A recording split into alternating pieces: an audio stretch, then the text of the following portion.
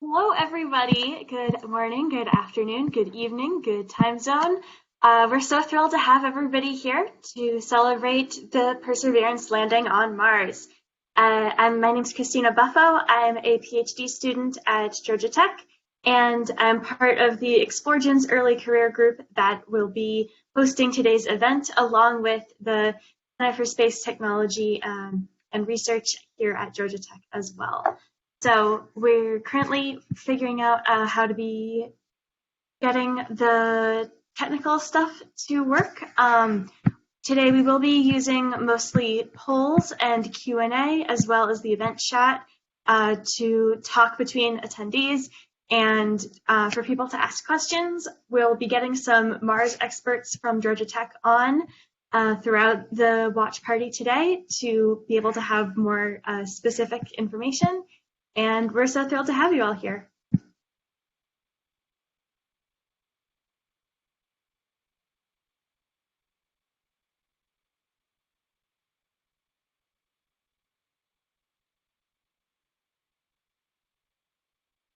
Be seen.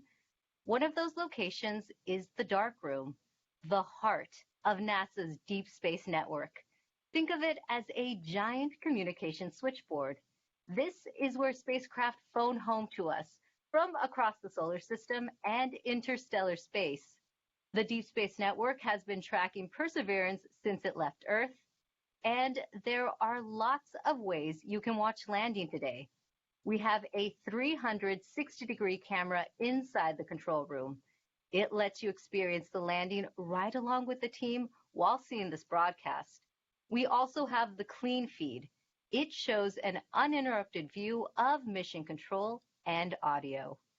También tenemos un programa en español. To tell us about it is host Diana Trujillo, who also works on the mission. Thank you, Raquel. We're so excited to be the sister live broadcast in Spanish. Sintonízate nuestro programa en las redes sociales de Twitter, YouTube y Facebook en la NASA en español para que nos acompañes a un tour virtual de la NASA con entrevistas con astronautas, con participación de artistas, con entrevistas con científicos e ingenieros de Perseverance, con Plaza Sésamo y mucho más. ¡Te esperamos! Gracias, Diana. And don't forget, we want to see how you are watching the landing today. Use the hashtag Countdown to Mars to send us your photos and videos. To preview what interviews are coming up is my co-host from the JPL News office, Marina Jurica. Thanks so much, Raquel. The excitement is building behind me right here in Mission Control as we count down to the Perseverance landing. We will be talking to some of the many people who made today possible, from scientists to engineers on the Mars 2020 Perseverance rover team to folks from NASA headquarters giving us a look into the future of Mars exploration. A little later, we will also be speaking with the students who named the rover and the helicopter. Inspirational stories as we prepare for another landing on the red planet. Back to you, Raquel. Thanks, Marina. Let's give a shout out to the students around the nation learning about Perseverance's mission to Mars with their teachers. We're happy you're with us on this exciting day. Later in the show, we will be answering some of the questions you submitted through your classrooms. Landing on Mars is complex. The team will be calling out milestones as they happen. It's fast-paced, and you'll hear lots of technical terms. To help us translate and explain what is going on in Mission Control is Swati Mohan. She is part of Perseverance's landing team. Thanks for guiding us through landing today, Swati. Hi, Raquel. I'm happy to be here today. So, Swati, what is the status of the Perseverance rover right now? The Perseverance is still in space right now, about 9,000 miles from Mars. So far, she is healthy and on course. And it takes time to send signals between Earth and Mars. Can you let us know how that affects the information you are seeing? So Mars is about 127 million miles from Earth right now. That means it takes about 11 minutes from light to travel from Mars to Earth. So all the information that we receive from Perseverance actually happened 11 minutes ago. So the round trip is 22 minutes for us to send a command to Perseverance and hear back on the ground that she's received that command. This is what we call two-way light time. That's good to know. And can you tell us who else is in the room with you right now? The operations team is split into two different areas. Here in the cruise mission support area, we have primarily the team that has been flying Perseverance from Earth to Mars. You'll see the placards with the roles of each of the people by their stations. Some of the people you may hear talking today are the flight director, who is the conductor of our operations orchestra here, the entry, descent, and landing activity lead, who is a member of the landing team tasked with understanding the execution of entry, descent, and landing, and then also the telecommunications and entry, descent, and landing communications engineers who will be monitoring the signal from Perseverance through the different paths that we have. Upstairs, in what we call the war room, we have almost the entire entry, descent, and landing operations team. And then across the hall from them, we have the surface mission control room, where the surface operations team is ready and waiting to take over as soon as Perseverance's wheels touch the ground. And you have been part of this mission for years now. Can you tell us what have you been working on? I've been working on Perseverance for almost 8 years now as a guidance, navigation, and control engineer, working primarily on entry, descent, and landing. One of my big tasks was to help with terrain relative navigation. Perseverance will be the first mission to fly terrain relative navigation. So while she's descending on the parachute, she'll actually be looking at the ground with a camera, seeing where she is with respect to the Martian surface, and choosing a safe spot to land that she can get to. After so many years of working on the mission, it's an honor to be here today as the mission commentator. We're happy to have you here. Thanks, Swati. We'll be checking back in with you in just a few minutes as Perseverance approaches its next milestone. But for now, let's learn more about the rover's mission once it lands on Mars. Mars is the closest place that we can reach with robotic exploration that we think had a really good chance of having ancient life. The Perseverance rover will land at a location called Jezero Crater. Jezero Crater is a very interesting place. It's a crater that once held a lake. There are a lot of craters on the surface of Mars that could have once hosted ancient lakes, but not every crater that we think had a lake actually preserves evidence that that lake was there. It had an inflow channel and it had an outflow channel. That means it was filled. The crater was filled with water. In Jezero, we have probably one of the most beautifully preserved delta deposits on Mars in that crater. This is a wonderful place to live for microorganisms, and it is also a wonderful place for those microorganisms to be preserved so that we can find them now so many billions of years later. There is no other place on Mars that has the unique combination of a lake setting, a beautifully preserved delta, and the diverse mineralogy that we have in Jezero Crater. So it's truly a special landing site. The major goal of the Perseverance mission is to investigate astrobiology on Mars, and in particular, to address the question of whether life ever existed on Mars.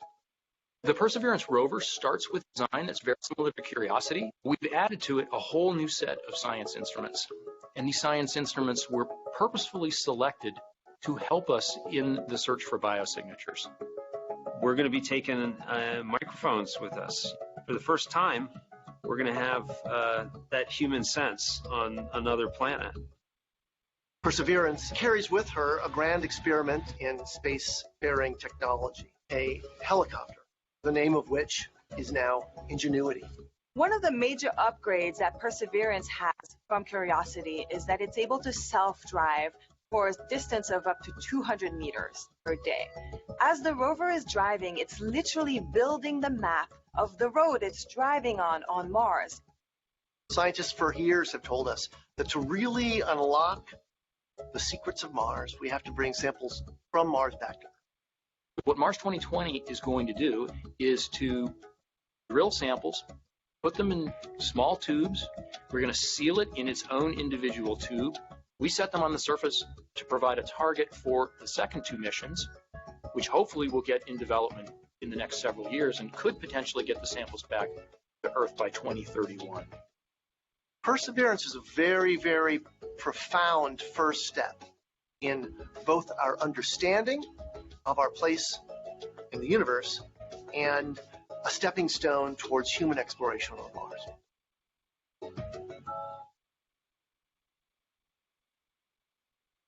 Are watching live Mars landing commentary, and Perseverance is about to reach another important milestone. Swati, can you tell us what is happening? We're at a milestone where the operations team determines whether they're ready to turn off the transmitter to Perseverance. Turning off the transmitter is like taking your hands off of the wheel. At this point forward, Perseverance would be on her own to execute entry, descent, and landing over 500,000 lines of code.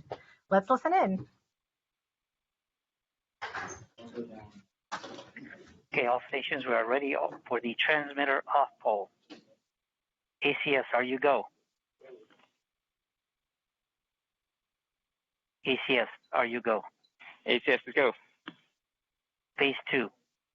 Phase 2 is go. Activity. Activity is go. Uplink lead. Go. System. EDL com. Go. Telecom 1. Go. Telecom 2. Telecoms go. GDS 1. Go. GDS 2. Go. Fault protection. Go. Power. Go. Avionics. Go. Thermal. Go. Flight software. Flight software go. Data management. Go. Propulsion. Go. Art lead. Go. Team chief. Go. ACE. Go.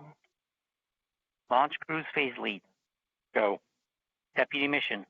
Go. EDL phase lead. Go. Mission assurance. Mission assurance is go. Chief engineer. Chief is go. Project manager. Projects go. Mission manager. All stations are go for transmitter off. Copy flight, go for transmitter off. There you have it, Raquel. We have deemed Perseverance ready to execute entry, descent, and landing on her own. Thank you, Swati. As we just heard, Perseverance is now operating on its own as it cruises closer to Mars. To help explain what this mission means for the agency is NASA's Associate Administrator, Thomas Zurbuchen. Thomas, this is our 5th rover sent to Mars since 1997.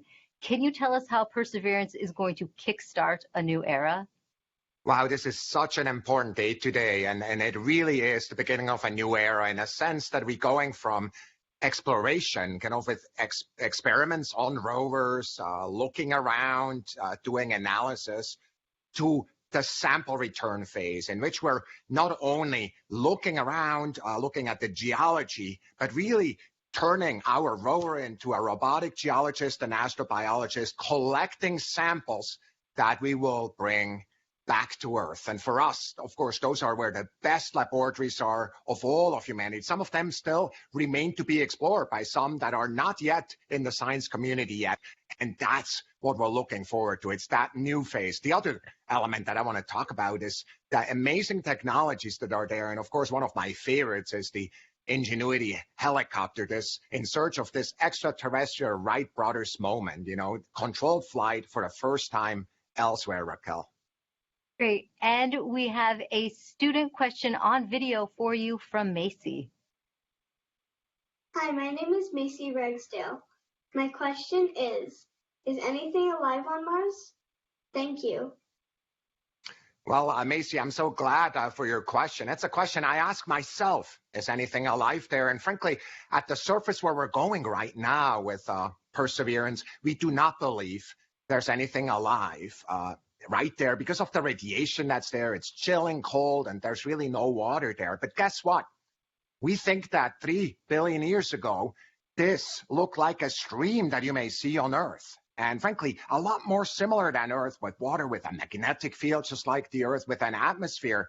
And the question is, at that time, 3 billion years ago, were there single-cell organisms, just of the type that developed on Earth. So is there life on Mars overall? We don't know, but where we're going right now, we're really looking for ancient life, and that's what we're so excited about. Thank you for your time today, Thomas.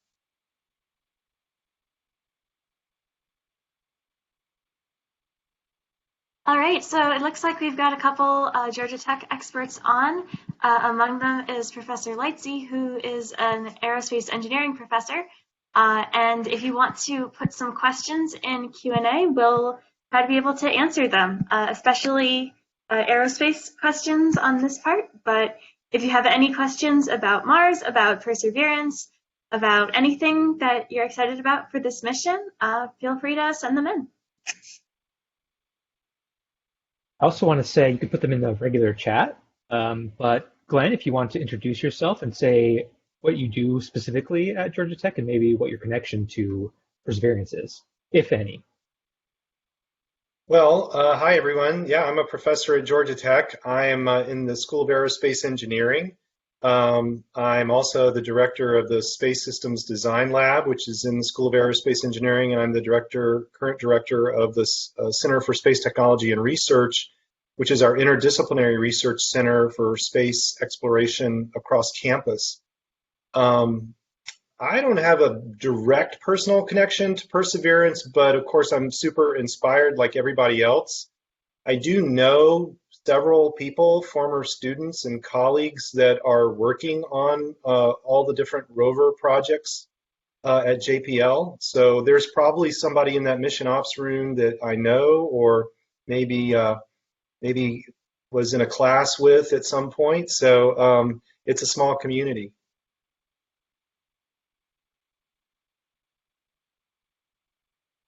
And if Frances Rivera Hernandez, a new professor in EAS, is here, and she'd like to introduce herself. She is a bona fide Mars expert and has worked with as part of the Curiosity team. Although I'm guessing she could introduce herself much better than I could, so please. Hi, can you hear me? Sorry, I was hiding. So, hi, I'm Dr. Frances Rivera Hernandez, and I'm an assistant professor in the School of Earth and Atmospheric Sciences at Georgia Tech. And most of my research does focus on studying the geology of Mars, and I'm part of the Curiosity rover science team. And so a lot of my research is focused on using rover data, and so I'm really excited about today. I know a lot of people on the Perseverance team, and I know they're really excited and anxious to get the rover landing today, and excited to be here. And yeah, feel free to ask any Mars questions along, and welcome everybody. And I see Jen joining us now too. Hi, Jen. Yeah, thank you guys for being here. It's very exciting. I guess, so I'll throw out a first question. What are you most excited about? Like, what do you want to see from this? Like, if you had access to the data first, what would you want to have access to?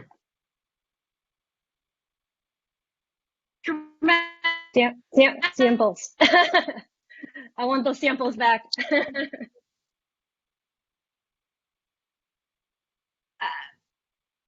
Frances, Dr. Rivera Hernandez, what do you think the chances are we're really going to find some nice stromatolites? Oh, wait. Oh, you're muted. Iffy. Okay. What do you think we could hope for fossils? I think we're hoping to find definitely some organics, whether those are biotic or not, because we definitely have been able to identify organic material with the Curiosity rover at Gale Crater. But of course, like I just mentioned, they can form abiotically. And so I do think we'll be able to find organics. And with Perseverance, we'll be able to connect the actual identification of organic material to textures, which is sort of what Jen is suggesting, using images. And this is what some of the instruments on Perseverance will be able to do, is get chemistry and provide images to be able to connect the textures to the organics. And so I'm hoping we might be able to find things that look like stromatolites, which are features on Earth that are formed by layers of microbial mat. And I think that's probably high expectations is the short answer. Definitely organics, hopefully. I don't know. What do you think, Jen? You think about Oh, you're microbes much more than more I expert. do. I think, you know, I don't know Or if James Glenn. is taking it, but Francis Rivera Hernandez is really expert. So I defer to what she has to say. I'm hopeful. I mean, I know Tanya Bosak is another scientist who's one of the scientists on the mission, and she is a stromatolite expert. And I can watch her satellites if you go to one of my, I always promote this website, this website. After you're done here, you can go check out those videos on that virtual field trip and check out some stromatolites. So we can pray for hope and pray for stromatolites. But like Dr. Rivera Hernandez said, organics would be really exciting too, and any interesting textures. I defer to you. You're the expert. Well, conveniently, Chris Carr showed up, and I think he thinks about microbes a little bit more than I do. But I guess I also wanted to note that we really do want to get these samples back because there are textures that do look like microbial mats or stromatolites that are also created abiotically. And so that is really why we need to bring these samples back, is to be able to use all the instruments that we do have here on Earth to be able to determine whether what we preliminarily determined on Mars are, were created by microbes, whether that is the case. But I see that Chris is on and also James. Hi. I was going to say that it's pretty amazing to be at the point where we are going to be making progress towards sample return. And to tell you how old I am, I worked on sample return in 1999 and 2000 at JPL. I remember my first day. I got a stack of printed PowerPoints from the system engineer for me to read. I went and read the whole stack, and then at the end of the day, just dropped it on her desk and said, "You've got to be kidding. This is so complicated." And here we are, like, doing the first part of it. So this is really exciting.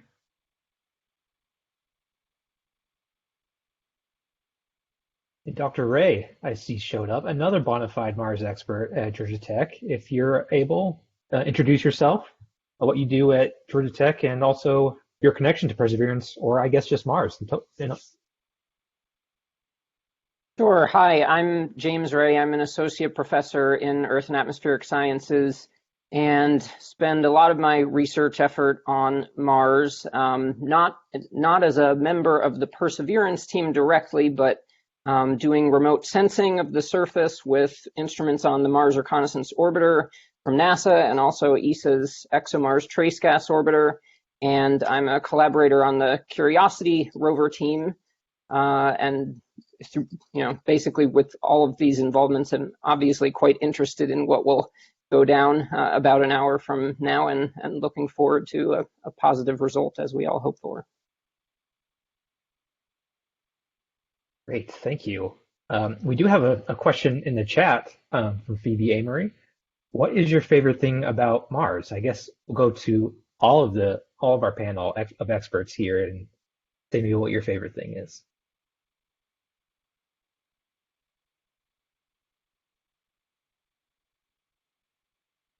Dr. Glass, I'll start with you since I see you first. Okay, I'm gonna say my Twitter handle is methanogen, so I have to say methane and methane fluctuations in the Martian atmosphere and what they could mean for possible life. I love the methanogens, so either way, abiotic methanogens or biotic, even better, biotic methanogens. I still hold out hope. I know that there is not, as Mr. Buchan said, very low chance of finding life at the surface where we're landing right now. Yet, I still have hope that deep underground, if one day we can get deep underground, we might be able to find some life on Mars. I know it's controversial, but that's my favorite hypothesis. And stromatolites. So I have big hopes.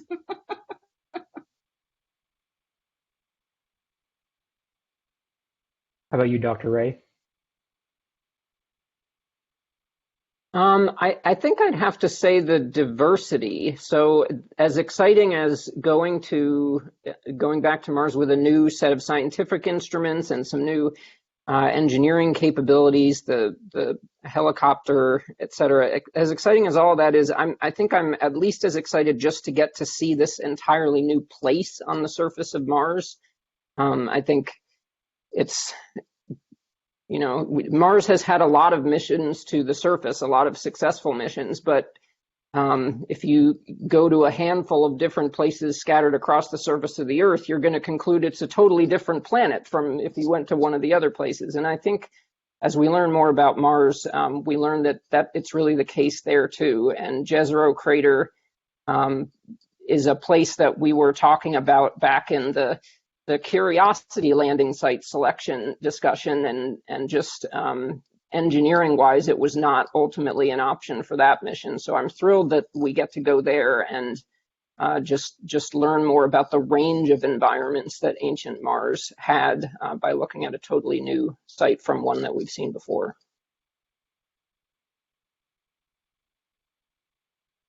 What about you, Dr. Leitzy? What's your favorite thing about Mars? Well, I'm going to give a much less technical answer, but to me, Mars is just so interesting because it's the most like Earth.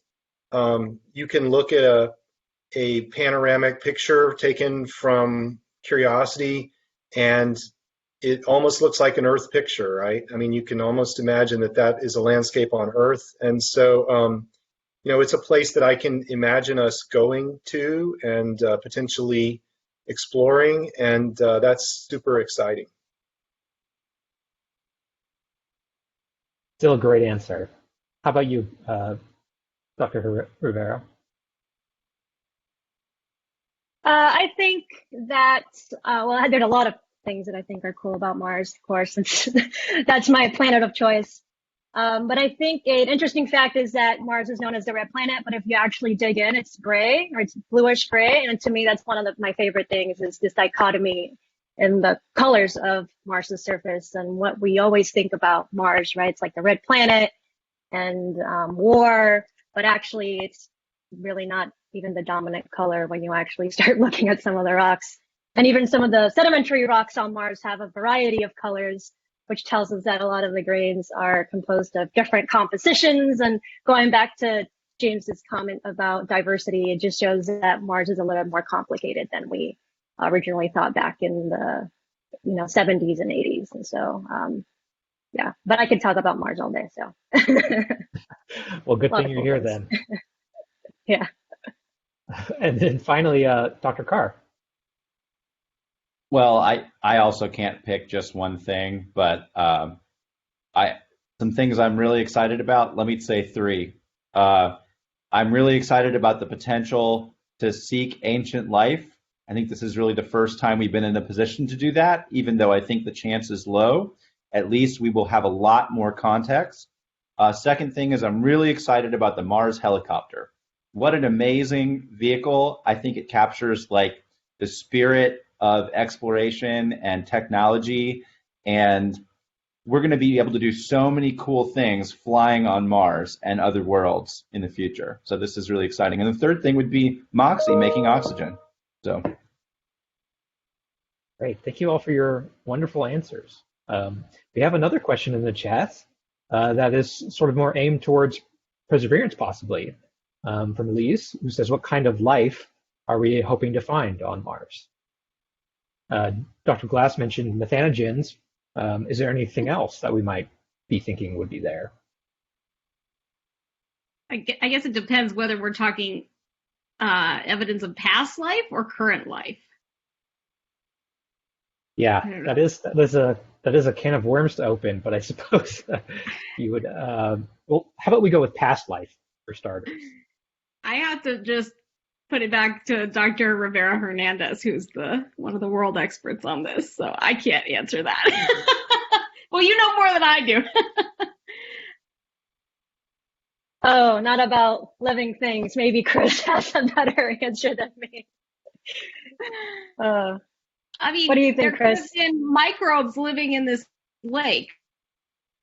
Well, I think it would be really great to walk around the corner and see something like this, or see something like this, And these are from the Houghton impact structure up on Devon Island. But, I think the chance of us doing that is so vanishingly small. But we're going to learn so much about organic material and the setting in which it was created. And I think that's going to tell us how likely it was that there might have been ancient life. I've been focused a lot on extant life. And so I think we're going to need another mission for that to be able to get to that deep subsurface, as Jen was mentioning. Yeah, I think we're going to need another one for that. But 3 billion, how many years ago was this lake sediments? This might have been what? The rock ages from the source regions are probably like 4.1 to 3.8-ish, I think, if I remember correctly. Yeah, and the crater is, I think, 3.4 to 3.6. Yes, 3.4. So what was on Earth back then, the only thing on Earth was microbes and living in the mud probably, or maybe on land, but there was just these, and making oxygen. So that's what was on Earth then. So maybe that's what was on Mars then. And all we see of them is just a little bit of like goo in the rocks, and maybe, hopefully, some textures in the rocks that are really cool called stromatolites, which you can Google, and I've put some links in the chat.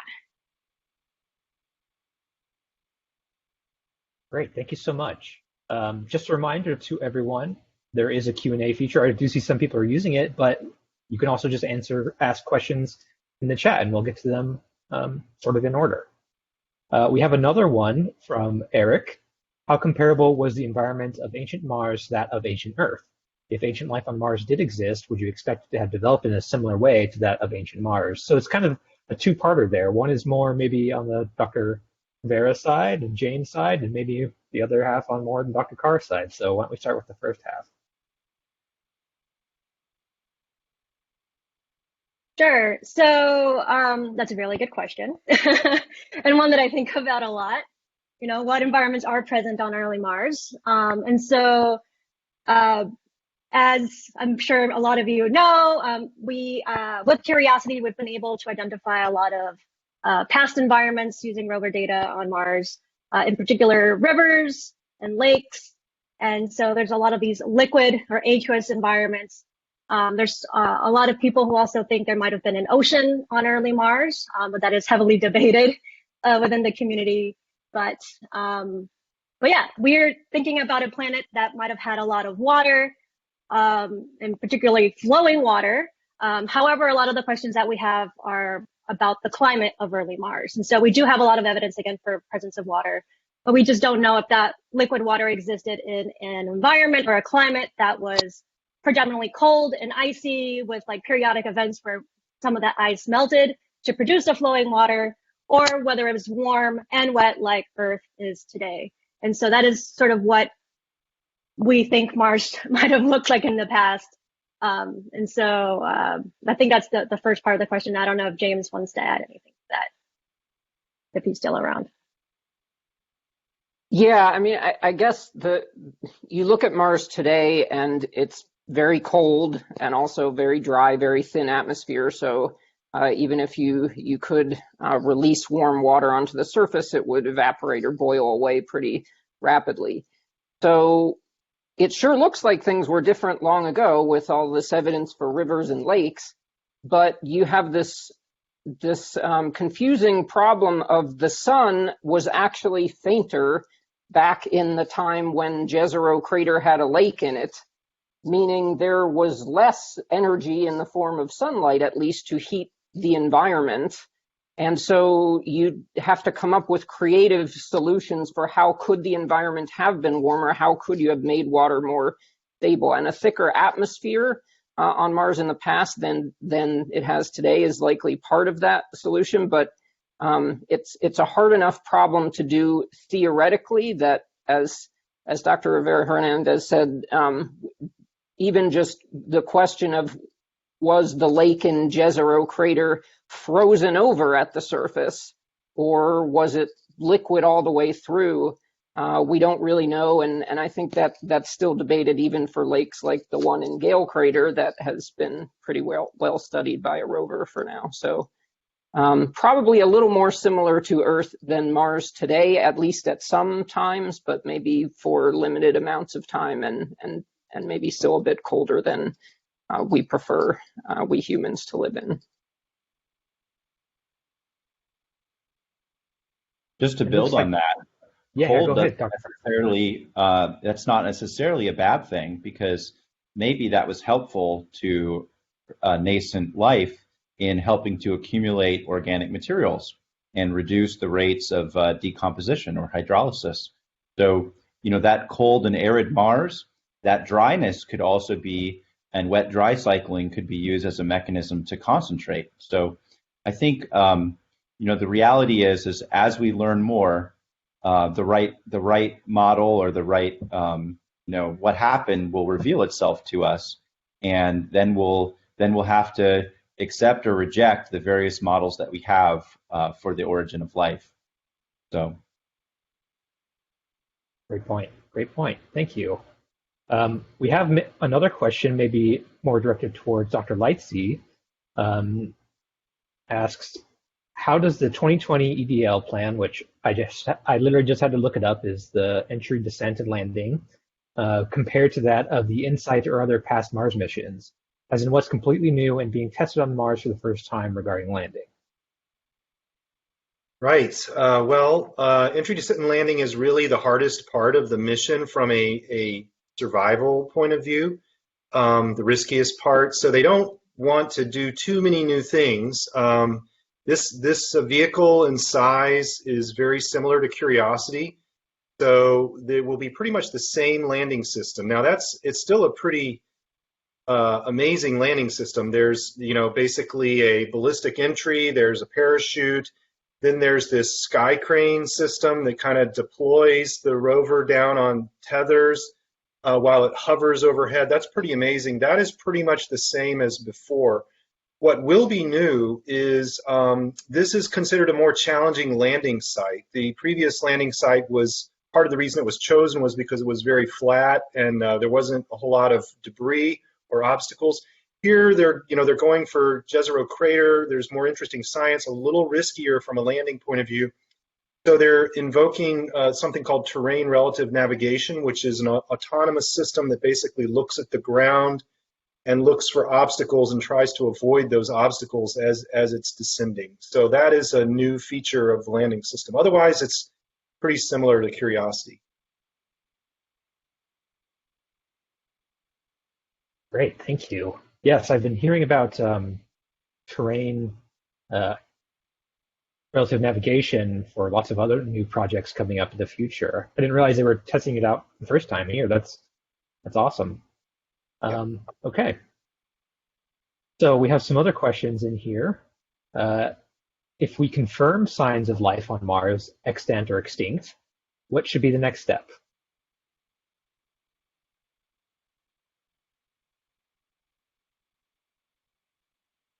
Any thoughts, Dr. Rivera?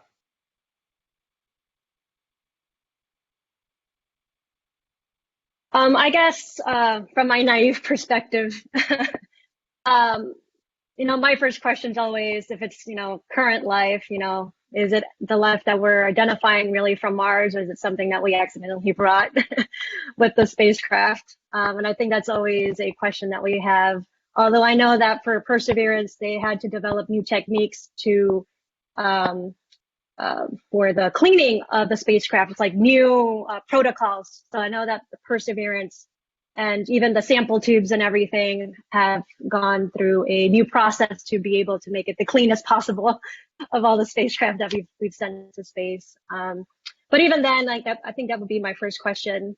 The second question would be, I guess if it's extant life, what happened? I think that's probably all the question that we have, at least that I would have, is if there was life on Mars and we don't see it today, what happened? And of course, we sort of alluded to this as we know that Mars's climate has changed, and so maybe that's the reason that life didn't persist. And for how long did life persist? That would be a different question that I would have. I don't know. What do you think, Chris or Jen? or James Yeah. for that matter. I know Well, see James. I'm very excited to, I think we touched on this earlier, and I think there's some questions about it, but to get the samples back, right? And I think Dr. Rivera Hernandez mentioned sample return. And so this is really how we could much more definitively establish whether or not it's, real, it was really alive, or whether it's something that looked like it was alive, but it tricked us. Is if we can get it back and do, lots of detailed analyses on it that is just very hard to do with, on a rover. I mean, the rover is doing amazing things, but, it has somewhat limited compared to all the amazing labs on Earth. So I don't know if we could carry on a bit from that and talk about, anybody know about how they are getting their right? And then they're going to get them back to Earth on a future mission that's still being worked out. The last time, that was what I knew the last time I checked into it, but maybe I think others must know more than I do if they want to chime in on this about the sample return. In 1999 and 2000, the goal was to launch spacecraft in 2003 and 2005. And one of those would launch a rocket from the surface of Mars after loading the capsule. And the second would be an orbiter and would go into Mars orbit and would systematically search for a capsule in orbit and recover it, load it in an Earth return vehicle, deorbit Mars, come back to Earth, but not quite Earth, because you don't want to land it on Earth until you've verified that you've broken the chain of contact and you don't contaminate Earth with even a 1 micron particle. And I think it's gotten even more stringent since then. So it's a very complex process with lots of steps and contingencies. And I think especially if we found evidence of life on Mars, there would be a lot of concern about just bringing it back. That said, the risk would probably be quite low, but the cost could also be quite huge. I think also a finding of extant versus extinct life. I mean, obviously we should be so lucky to have either of those happen, but whether it's one versus the other, I think really probably changes the trajectory of Mars exploration in the near term, such as, so if you find extinct life, evidence for extinct life in Jezero crater in a form that we didn't find at Gale crater or Meridiani Planum or Gusev crater, then I think that really pushes future surface missions, human or robotic, to spend some more time in that region of Mars and understand exactly why it was so special and how widespread life was there. Versus if you find extant life there, then that particular region of Mars and, maybe Mars as a whole becomes a place that we do not want to send humans without a lot of care and thought and ethical discussions in addition to just safety discussions. And so it will be, I think, certainly a branch point if Perseverance leads to a discovery like that. Great discussion. I actually have maybe a more follow-on question for that from myself is, was brought up at the beginning of that question is, we probably want to bring it back in some way to do more detailed analysis. So is there several instruments or maybe a smoking gun sort of instrument that would say, oh, this clump of dirt that we that we just scooped up or whatever, or looking at certainly has extinct or extant life in it? Is there some instruments that we would know this is the sort of thing that we could use together to say, we want to bring this sample back because we think this for sure, or 90%, whatever, has signs of life in it?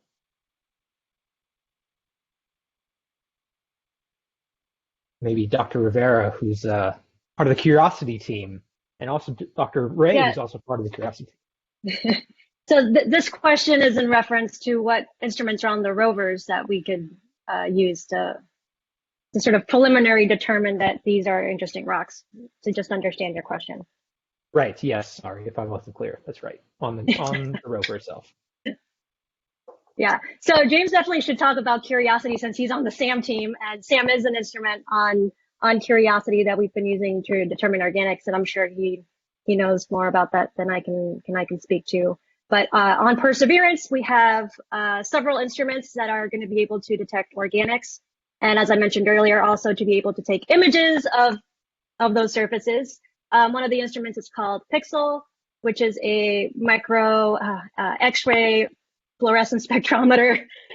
We use acronyms so much that sometimes I have to think about what they mean, or micro XRF. And it takes essentially elemental maps of surfaces. And like I said, it can connect features that are like the pixel scale, like super small, a couple microns, and actually tell you the element of that pixel. That's why it's called Pixel.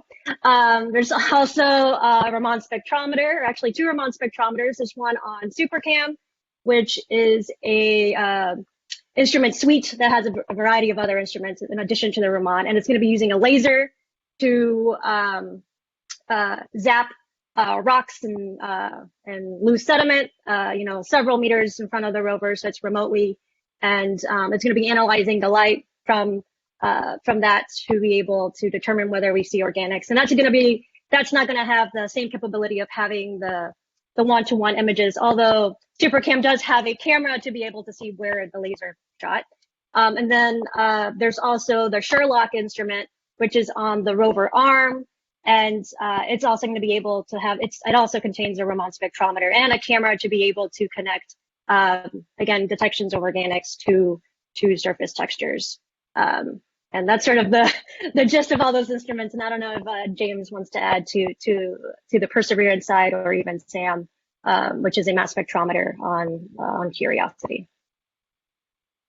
Yeah. So what Curiosity had that Perseverance will not have that could have been useful in this regard is the SAM instrument on Curiosity is a coupled gas chromatograph mass spectrometer where you can basically sort the molecules that come off of a surface sample that you're heating by their chemical properties and then by their mass, and get a pretty fine separation of not only organics from mineral byproducts, but of different types of organics from each other. And certainly when the SAM team proposed that instrument, they argued that this was the best we could understand organics on the surface of Mars.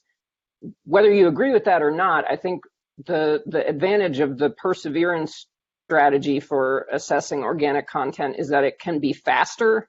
So the plan for Perseverance is within the nominal 1 Mars year primary mission to collect as many samples, meaning drilled into the surface as many times, I think actually more times than Curiosity has managed to do over its entire 8+ years on Mars, because basically it takes several days of all the power the rover can generate just to do one SAM analysis. And by the time you do all the affiliated rover activities, you're usually investing weeks of time at each place you do that. So there's a trade-off basically between how much science do you want to do with the rover itself versus how much do you want to defer to when you get back to Earth, and Perseverance is kind of choosing a different optimal point along that spectrum, I think.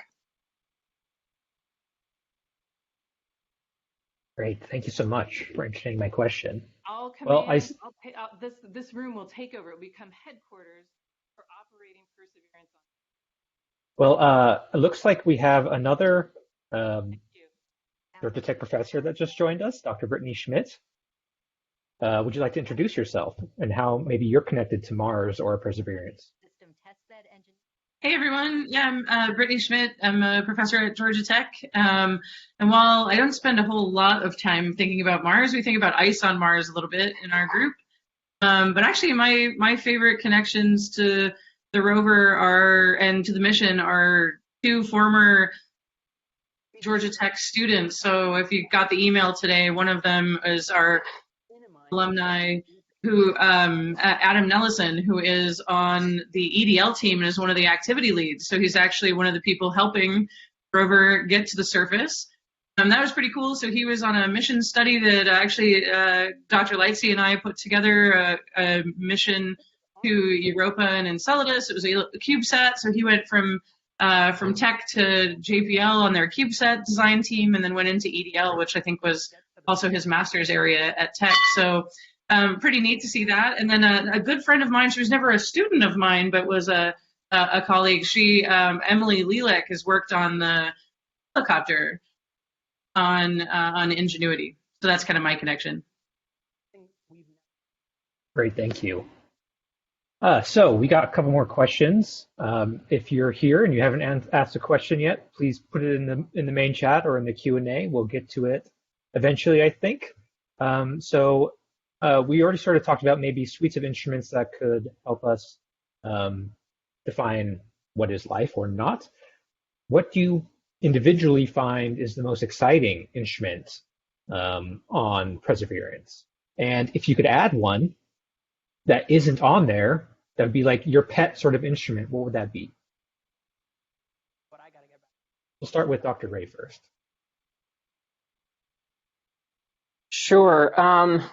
Well, I introduced myself saying that most of the Mars science I do is remote sensing, and in particular, I work a lot with the instrument called CRISM, Compact Reconnaissance Imaging Spectrometer for Mars on the Mars Reconnaissance Orbiter.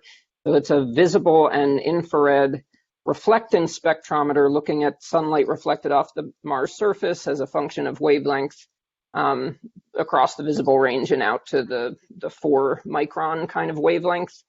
And I think it is fair to say that over the past almost 2 decades now, most of the remote observations we've made of Mars in order to choose landing sites for missions like Curiosity and Perseverance, and then to determine where to drive the rovers once they land, have been based on near-infrared, shortwave infrared remote sensing of the mineralogy on the surface and where the sort of chemically juiciest outcrops for the rovers to go and explore. So I'm super excited that actually for the first time there will be a capability to do shortwave infrared spectroscopy on the surface with Perseverance, because the detections that we're making from orbit to figure out where to send the rover are on the scale of decameters per pixel. So basically we can tell you this half football field sized area has some clay minerals somewhere in it. Now, good luck, rover, finding, exploring the football field to figure out where the right rock is. This time with Perseverance, it'll actually be able to narrow down a little bit where the orbital signatures of interest are coming from and to go there. And so I think that's what I'm personally most excited about on Perseverance. And I guess that somewhat has to be my answer to what I would add to the payload, because I was part of a team that proposed a somewhat more capable infrared spectrometer to put on Perseverance that would have gone out to somewhat longer wavelengths and allowed some organic detection that the SuperCam instrument that was ultimately chosen won't do in that same way. But SuperCam is pretty super in other ways that our instrument wasn't. So I'm still excited about it. Now, this is a very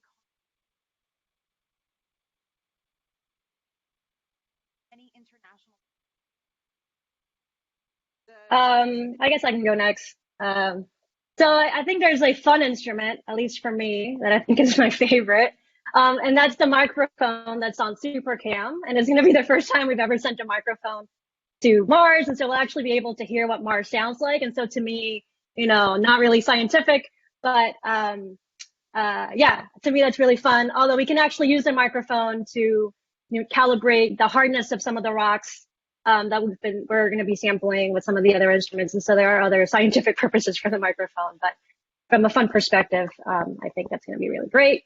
From a scientific perspective, I think the RIMFAX instrument is super cool. So that's a ground penetrating radar. And so we'll actually be able to essentially have an understanding of the layering in the subsurface of Mars, as in particular underneath the rover, and And so with the ground penetrating radar, so GPR, you can actually detect ice. And so if there's ice there, we might be able to detect that. But since I'm a sedimentologist, I'm more interested in looking at stratigraphy. So what layers of rocks are underneath the surface and how does that connect to what we're seeing on the top with the rover. And so I'm really excited about RimFacts. And if there was an instrument that I could add to Perseverance, it'd probably be a thermal infrared spectrometer.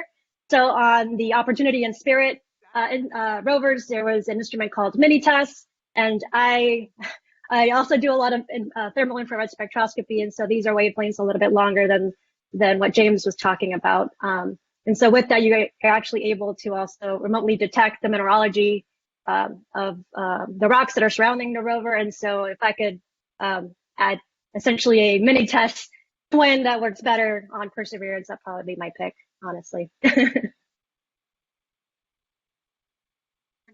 Take a student question for you. How about you, Dr. Carr? Well, there's so many exciting things on this mission, but if I had to pick one, I might go with Sherlock because we're going to be able to use it to probe the structure of organic materials. And that's going to be really interesting. Scientifically, of course, but I think there's lots of other exciting things as well. If I were going to add an instrument, of course, I would love to look for single molecules, including nucleic acids, but I think this is not the mission for it because what we're going to be targeting are old rocks, and we're not really going to be looking for extant life, although if it was there, we could probably detect it, looking for changes in biomass, for example. But I really... Mars, as we know it, is not really conducive to that on the surface, so I would have to go with something like an Orbitrap mass spec in order to get ultra-high resolution of potential organic material. Thanks, Marina. The cruise team for Perseverance. Great, thank you so much. Looks like Dr. Glass answered in the question, but she said she would like a drill so she could get deeper into the subsurface if she could put anything else on the rover, and I would have to agree, that would be awesome, though we did learn a little bit with InSight that's a little harder than we think. But great answers to these questions. I'd like to open it up to the people who have microphone access at the moment to see if they have any questions. They can ask the panel. As far as the sort of stages that Perseverance is in at the moment, looks like we're still in the cruise stage, about 30 or so minutes before anything particularly interesting happens there. But again, if you have any questions, feel free to use the chat or in the Q&A feature. If I could, I'd like to take a cut at that question about your favorite instrument and give you my perspective. Yeah. I think mine is MOXIE because this idea of in-situ resource utilization, this is like the first ever really instrument that is demonstrating the potential of that, and I think that's going to be a huge capability for the future, basically how we operate, how we build things, how we do things on other planets. And so it's just really exciting to see this working and show that it can actually happen, that you can get oxygen. So that's, I think that's going to be a big part of future exploration on Mars. So I'm really excited to see that work. What about your dream instrument that you could put on there if you had the chance? It's been my honor and pleasure to work with you all side by side. Yeah, I don't know. I mean, I don't really have the scientific background, but I would say, again, I'm interested in, well, let me just say, probably should have said the helicopter is pretty amazing too. And, looking ahead, just our ability to have bigger payloads and be able to fly further distances and things like that is what I would look forward to. I was going to jump in on this question because one of the things that we talk about is like the individual instruments, but one of the really cool things, if you're an astrobiologist or you're thinking about what the samples, should we be able to bring them back from Mars are going to be like, there's this really cool not experiment that's totally an experiment, and it's the number of blank and witness tubes they've actually brought along with the sample caching system. So the plan is to take completely empty samples there and back, and then to expose them to the environment and to the cores and things like that, and then seal those up and send them back as well, so that we actually know what's going on during the sampling process that could actually be changing our interpretation. So it's something that doesn't always, the highlight is never going to be like, NASA brings tubes of emptiness to Mars, but it actually is like the most critical part of the experiment in some ways, is to know what you brought, what you're doing, what the sampling process is actually doing to the samples, even before you get to analyze them. So for me, I think it's maybe an off the beaten track kind of favorite part of the mission, but that one for me is really the ingenuity, is trying to outthink yourself and what you might interpret in the future. Now, we just heard Perseverance team leaders thank the cruise team for their work. Awesome. Thank you so much. So kind of related to that, in looking at and preparing for today, I was looking at some of the time frames. So I'm interested from your perspectives, what would be the time frame where we would get really interesting results from your perspective? And also, if you had the opportunity to know like instantly what the weirdest result from this mission would be, what do you think it would be? 28,000 entries from K through 12 students in every state in the U.S. Vanessa Rupani's essay for engineering. So as far as how long it's going to take to actually get data back, it's probably going to take a long time to even like check the status of all the instruments. And then of course, I think they've dedicated about 6 months just to testing the helicopter, or around that. And so I know that like in the beginning, a lot of times there's going to be, this technology demonstration that they're going to be testing. And so probably that, a little bit after that, although I'm sure that, while they're doing everything with the drone, they're going to be, like I said, they're going to be testing the health of all the instruments. They're going to be exploring wherever the rover lands, like the geology of the rocks surrounding wherever the rover lands. And so we might be able to get something interesting. But seeing as we don't even know exactly where the rover's landing, it's kind of hard to tell whether, we're going to be actually landing in the place where we expect to see all the organics, or we're going to be, landing to more like a flatter area that may or may not be sedimentary or igneous. I think is still up in the air. And yeah, so I think 6 months, but it always takes time, even within the rover team, to, if we do see something interesting, like with Curiosity, for example, if we do find something that we think is interesting, it takes months. Right? Like we will typically run multiple tests to make sure that whatever we identified is, true, and we have a lot of discussions even before it's even released to the public. And so it's going to take a long time. I don't know if James has any, any perspectives on this that he would like to add. Speaking of the future, Yeah, no, the exact timeline I'm not intricately familiar with, but it's definitely always the case that all the media coverage and public attention on these missions comes on the day of landing, which admittedly is when there's perhaps the most drama, all concentrated into a short time period, but the science results trickle in over the months and years to follow, usually. I was going to address the part about what would be the weirdest thing to find, and I don't think it will play out this way, but it's interesting for historical context to think about the Spirit and Opportunity rovers that had the mission of following the water to Mars. And so Spirit in particular was targeted to land in a crater that had a big old river channel flowing into it to study lake sediments that were predicted to be there. And Spirit got there, and it was sitting on a lava flow, essentially, a degraded plain full of lava. And, over the multiple years that it ended up having to explore that crater, it found some pretty interesting water-related stuff as well.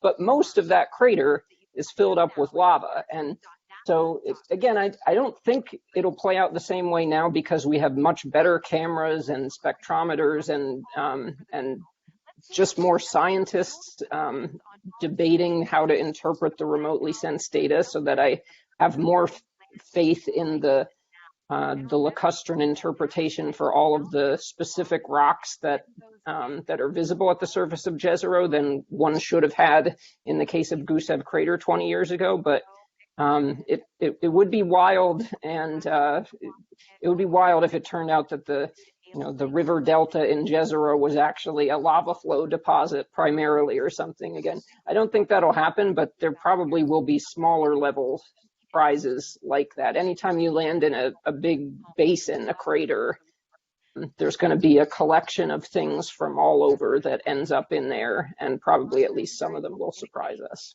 That looks so great. Delicious. I want to get into that. Another great send-in from David Bowie Reel.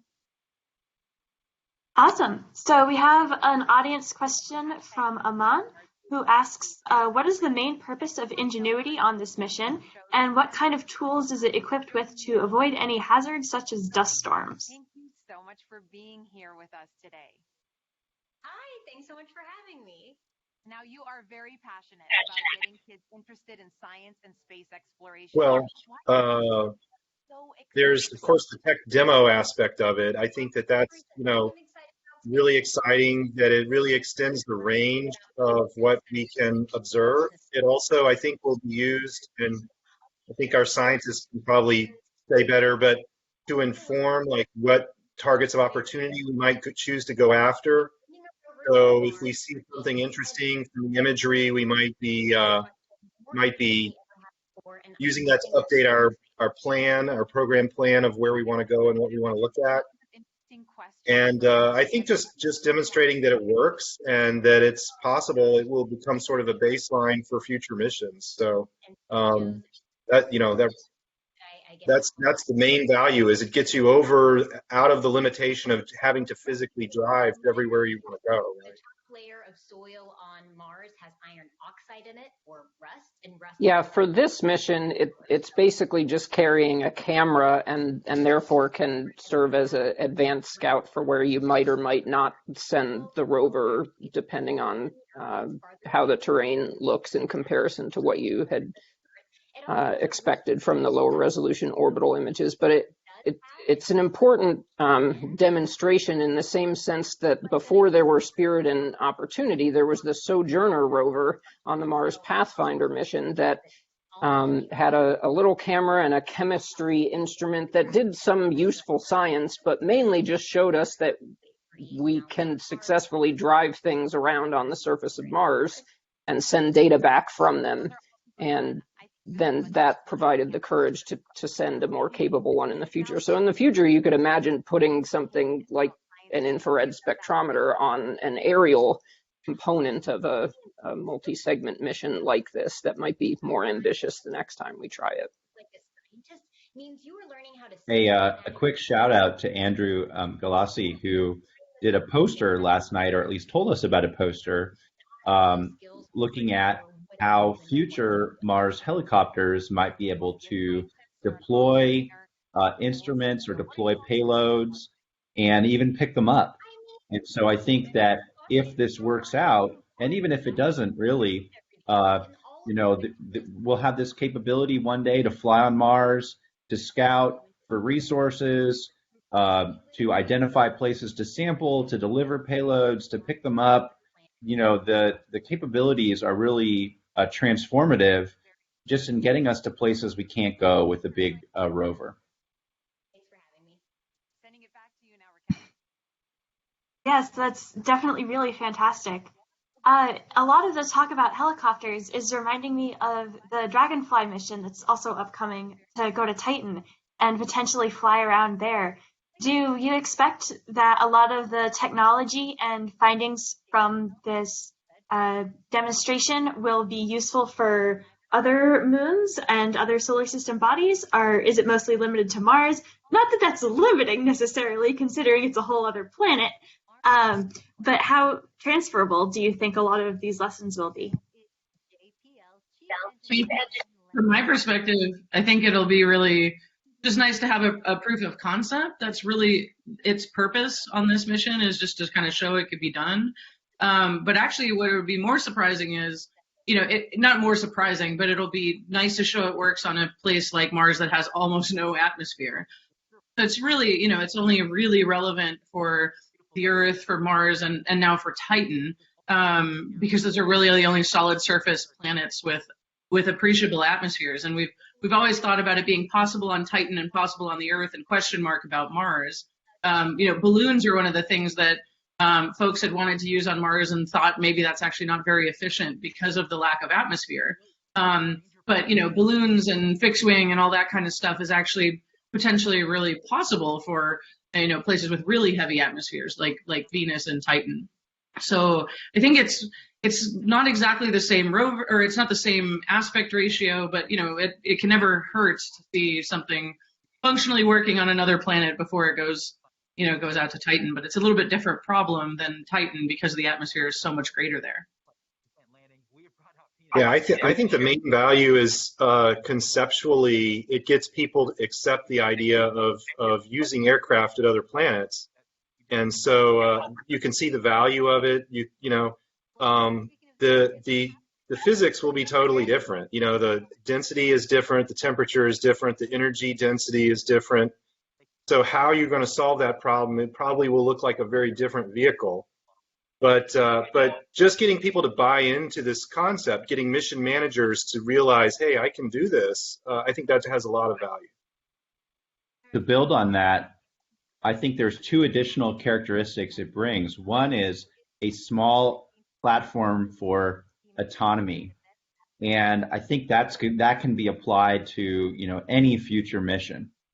The second thing is it's one of the first examples where we're not putting all the eggs in one basket, where we can have a part of the mission that can afford to take more risk. And I think that strategy of enabling us to take some risks is a really critical one. And this will allow us to steer our trajectory as we make our way through the atmosphere. Yes, that's definitely very exciting. I know that, at least I've heard somewhat, that when we were mentioning oh yeah, there's going to be a new Mars rover, people say don't we have those already? Aren't we already doing that? But it's really awesome to hear about the potential for new technology development, as well as all the awesome new science that we're going to be learning from. So looking at Justin's link, it looks like the next phase of the mission, de-spinning, is going to happen in about 10 minutes. And the website says landing is in 4 minutes potentially. There is again a time delay between Earth and Mars, which makes a direct landing a little bit less immediate, and also a little bit less convenient for us to be able to really change things from Earth. So I know that the stream mentioned earlier the idea that this landing in particular is a lot of remote technology and a lot more computationally on Perseverance's side to be able to determine where and how exactly it's landing. I think we have a bit of time if any of our experts have a bit more knowledge about that. Well, actually, I had a question about this, and I was hoping y'all could talk a little bit about it, which is this whole new mechanism that they're using to do the landing, and in particular, how do you train an adaptive system for an environment that you've never been to? Yeah, this is actually, for me, this is the really most exciting thing. And the reason it's the most exciting is because it's the thing we need for Europa, right? There's hours difference, right? So in terms of how long it will take signals from Mars, it's annoying, and you obviously can't land it yourself, but it definitely can't do it on Europa, and there's no atmosphere. And so these hazards are, the flat spots on Europa look like the worst terrain on Mars. So I'm really excited for this to get proved. But they're doing terrain relative navigation in a real sense, using imaging and using onboard sensors, so LiDARs and stuff. So this is a really exciting development. And so what they've been doing is they've been training it in like the Mojave Desert and other locations where they send out a system that's the same and fly it around so it can auto detect features, and then it adjusts itself. I saw a really cool thing that I was gonna show you guys. So Rob Manning, who's the head of the EDL, the EDL team, one of the hardest things that they were talking about was how to adjust for the attitude of the vehicle. And so he was doing this really cool thing where you think about like a pendulum swinging from the bottom, right? So you're swinging the rover over here and you're trying to figure out where to land it. And so they've actually been working on like this system where they just move it along with it, right? So it actually stops the pendulum motion as well. So that's like one of the first things that they had to solve was how to not have, the rover as a pendulum underneath the spacecraft. And then the second part is to make sure that the camera systems can actually see everything underneath the robot, and then they're picking out features. And so you start from up top and you have kind of a global picture of what the area looks like, and the cameras are identifying hazards or what they think might be hazards. And then as you change attitude and you get closer, the change in the angle, the change in the shape, the change in the scenery is telling the cameras and is telling the LiDARs that something is different in the scenery, and that yes, this is indeed a topographic hazard and not just something that's dark or light on the surface. And so that change in attitude, change in the elevation measurements you're getting from the instruments that can do that, and then the change in perspective helps you build up a three-dimensional map of the surface. And it's similar to how OSIRIS-REx did it in order to actually land on Bennu and actually be able to take samples. So of course, Bennu doesn't have enough gravity, so that's actually the hardest thing for that spacecraft, was to deal with no gravity. And here we're trying to not deal as much with gravity if we could. So that's just kind of a basic rundown. I'm sure Glenn has more comments about it as well. That was a great answer, Brittney. Yeah, it's I do think it's a big challenge with these adaptive systems, and really one question is how adaptive is it? But testing them in, when you've never really been in that environment is difficult. There is actually a facility at JPL where they can like pump down the air pressure, and I think it's about 80 feet long, and they do some of their testing there. But it will be exciting because it is a new technology, so it'll be interesting to see how it does. 16 rocket motors that have to work, 8 to control during entry. Awesome. So because exciting mission things are about to start happening, despinning now in about 5 minutes, according to the Mars 2020 EDL page, we're going to turn this over mostly to the NASA feed that Elizabeth Spears has set up. Though if you have additional questions, feel free to put them in the chat or in the Q&A function, and we'll do our best to answer them. And then if the experts want to stick around and answer questions afterwards or during, that'd be fantastic. All over the world who worked on this, not just here in California, but all over NASA, contributors from aerospace, universities, countries around the world. It is just an incredible, remarkable engineering achievement, and I am just so proud of this team. Thanks, Rob. Now let's listen back into mission control. Right, we're about 14 minutes from entry interface. The vehicle is currently preparing the heat rejection system that has kept the thermal system cool inside the air shell for about the last 6 months. This will allow the spacecraft to more easily cut the line in upcoming cruise stage separation, which is under 4 minutes now.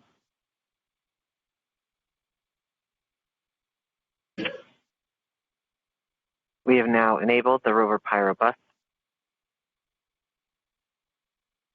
That's the pyrotechnic system that's going to powering off the cruise stage devices. And these are the things in the cruise stage that we no longer need. With the pyrotechnic system working, we can explode the devices. The vehicle is preparing for the upcoming cruise stage separation in about 3 minutes 15 seconds by powering off all the devices on the cruise stage in order that they can be safe once the cruise stage is jettisoned. Yeah, this cruise stage has been very reliable. We are firing our first pyros to vent the HRS liquid and gas. This has been the coolant that's kept their vehicle from getting too hot on the way to Mars. We have to vent it into space. And so this is one of the first major events that take place as part of entry, descent, landing. The HRS vent anchor is complete. Yes. We will see the next anchor in approximately 3 minutes. Okay. We are currently 12.5 minutes from entry interface. We are coming upon cruise stage separation in 2 minutes and 20 seconds. What's happening now, Rob? Okay, well, we're just waiting. The rover is completely in charge. It's doing all the things we've taught it how to do. It's all built into the software. We've tested it over and over and over again. This team has spent 24 hours a day, 7 days a week, testing this thing for years. And so this is really the culmination of all that work. So this vehicle is getting ready to push that cruise stage away. Once it gets pushed away, the entry system with the rover inside, with the rover still in charge, it's going to get ready to take the vehicle, turn it to the right orientation, and aim it to Mars, and prepare for entering the atmosphere.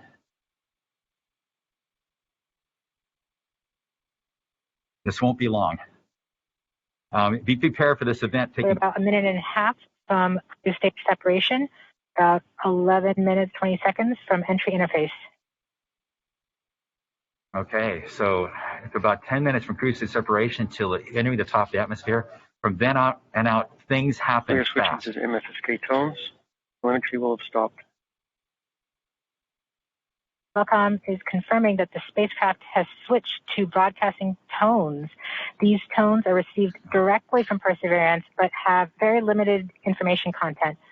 We won't receive real-time information until about 9-10 minutes from now, once the Mars Reconnaissance Orbiter starts relaying information from Perseverance.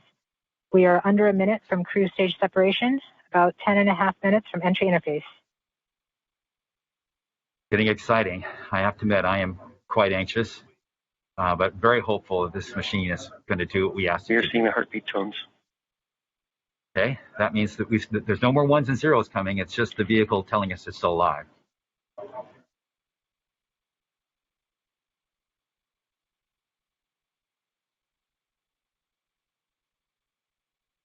We're continuing to receive tones from Perseverance, standing by for cruise stage separation.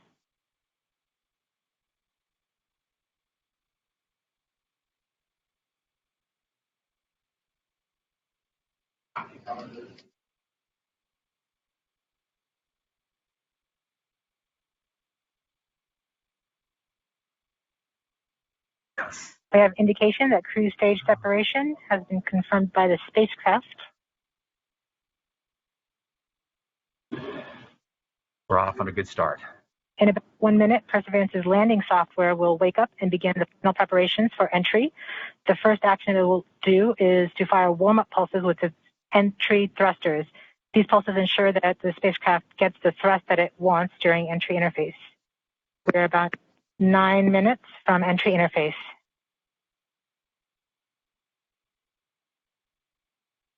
Okay, so now the vehicle's on its own. It's turning itself into the direction of facing the heat shield toward Mars, and will eventually hitting the top of the atmosphere. We're not far away. This is going to go very quickly from here on out.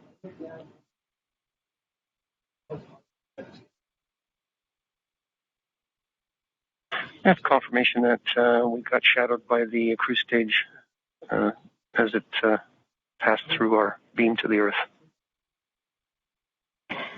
Telecom indicated actually that we could see a signal that the cruise stage went between the Perseverance entry capsule and Earth. So we saw a little blip, the data stream indicating the cruise stage separation.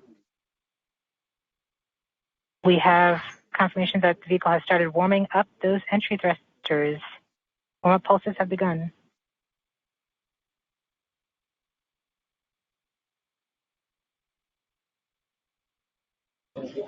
At this point, the spacecraft is trying to stop its spin from the cruise 2 revolutions per minute down to 0, and then will turn to its desired orientation from entry. It will separate the two balance masses that has kept it balanced during all of cruise. This will allow the entry capsule to have lift when it enters the atmosphere. We have confirmation that the spacecraft has turned to the desired entry attitude. We're about 7.5 minutes from entry interface. Okay, the vehicle is pointed in the right direction. Thrusters are warmed up and doing their job. And now we've spun down from 2 revolutions per minute that the vehicle had the whole way to Mars. It's a spin-stabilized spacecraft. And then from here on out, it's going to just be a bullet, and it's going to control its orientation and attitude via rockets on the back of the back shell. Points carrier lock. Sorry, DTE from Radio Science from Green Bank reports carrier lock. They see the carrier on the downlink.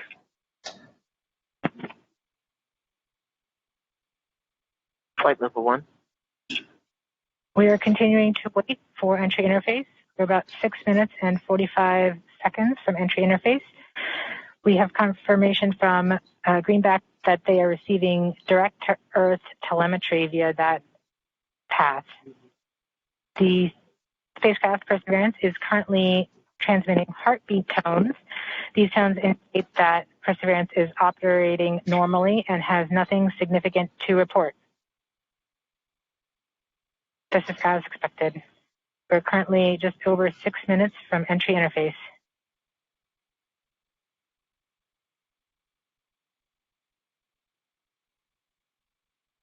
Okay, now we wait.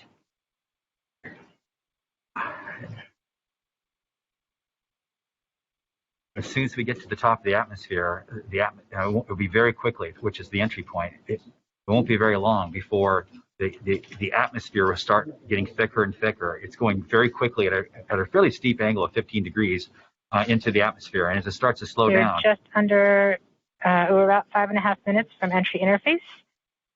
We're still receiving heartbeat tones. We expect to continue receiving heartbeat tones until about 5 minutes after entry. At that time, Perseverance will be no longer in view of our antennas here on Earth. About 90 seconds prior to entry, the Mars Reconnaissance Orbiter should begin receiving telemetry from Perseverance and streaming it to Earth in near real time. There are a few expected short outages, such as when we have a plasma blackout or when we enter the peak heating phase. Aside from these outages caused by the plasma blackout, antenna switching, or high dynamic events, spacecraft events, we should have telemetry until about 90 seconds after landing. A plasma blackout is when the signal from Perseverance isn't strong enough to make it through the superheated, super fast air blowing around the spacecraft all the way down to Earth. Once the temperature drops below that peak heating, we do reacquire the signal from Perseverance. We are currently about 4.5 minutes from entry interface. Perseverance continues to report heartbeat tones, indicating everything is nominal. Okay, what we're looking for now is Mars Reconnaissance Orbiter should be in view soon of our vehicle and be able to listen to ones and zeros coming from a separate radio that's really designed to talk between spacecraft. MRO reports the electro radio is powered on, ready to receive signals from the lander. Okay, MRO is ready and able and waiting to hear from our rover. Mars Reconnaissance Orbiter has reported that it's ready to receive the signals from Perseverance. It should be in a few minutes here. We're just flight level 1 from entry interface.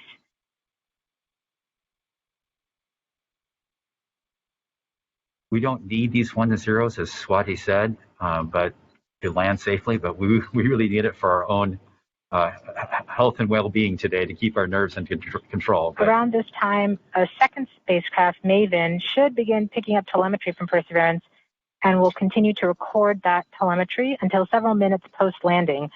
We won't get that data for several hours after landing as it's being recorded and then will be forwarded to Earth later. We are continuing to receive heartbeat tones, indicating that everything is nominal. We're currently at about 3 minutes until entry interface. Okay. Very soon we'll be getting ones and zeros, I hope. from our radio on the rover.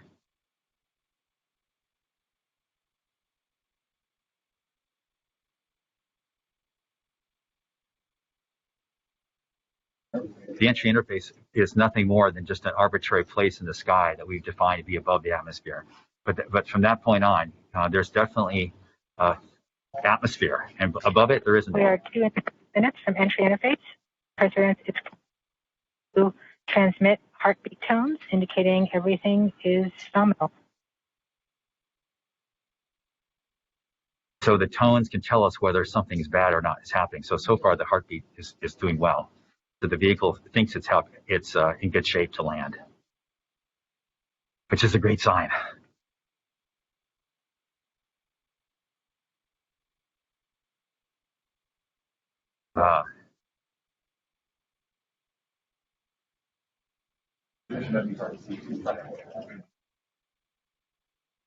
We're just under 2 minutes from entry interface. As it gets closer to Mars, Perseverance is actually being pulled in by gravity and accelerating. By the time Perseverance reaches entry interface point, she should be going just under 5.4 kilometers per second.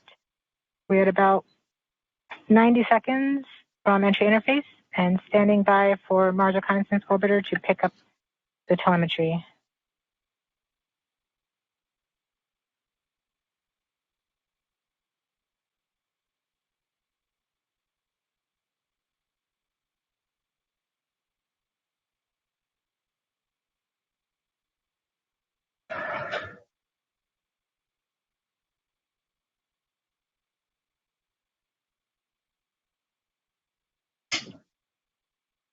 We are 1 minute from entry interface.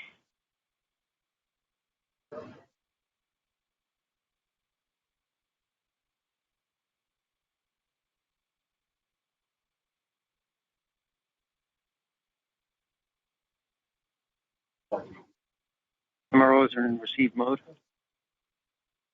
We have confirmation that the Mars Reconnaissance Orbiter is now relaying data from Perseverance. We're about 30 seconds from entry interface. Perseverance is going about 5.2 kilometers per second and is about 190 kilometers altitude above the surface of Mars. Confirm your jet data flow.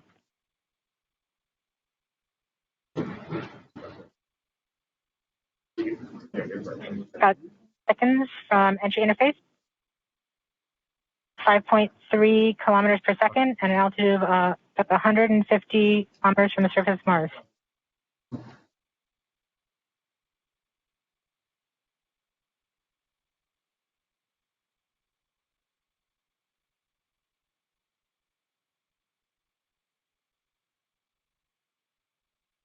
Entry.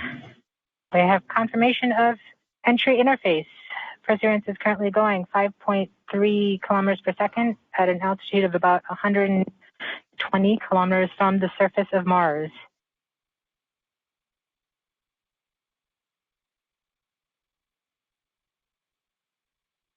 The ship is now waiting until it begins feeling the atmosphere of Mars to slow it down.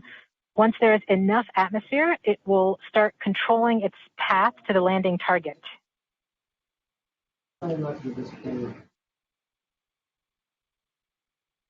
Navigation is also confirming that we can see a little bit of that slowdown of the atmosphere on the Perseverance entry capsule. Our current velocity is about 5.36 kilometers per second and an altitude of about 67 kilometers from the surface. We are probably seeing MRO plasma blackout at this point.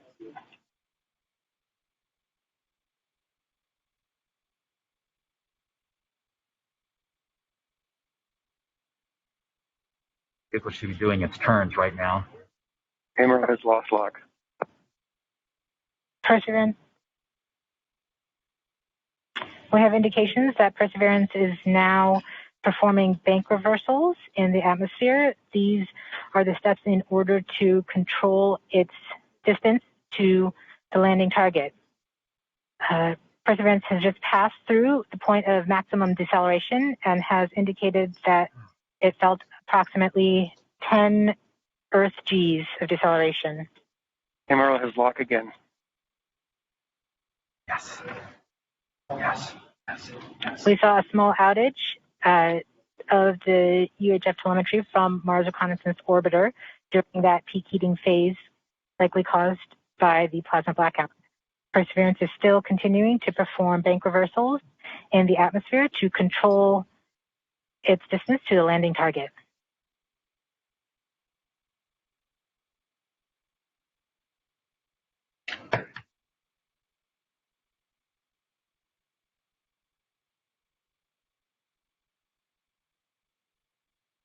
Perseverance is going about 1 kilometers per second at an altitude of about 16 kilometers from the surface of Mars. We have entered heading alignment, which means Perseverance is no longer trying to control the distance to Mars, to the target on Mars, but instead is flying straight to the target.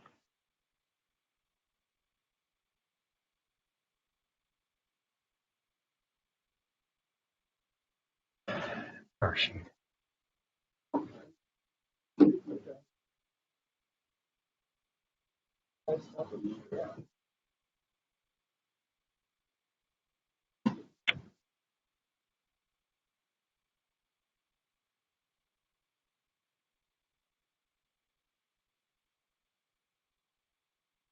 Our current velocity is about 550 meters per second at an altitude of about 15 kilometers from the surface.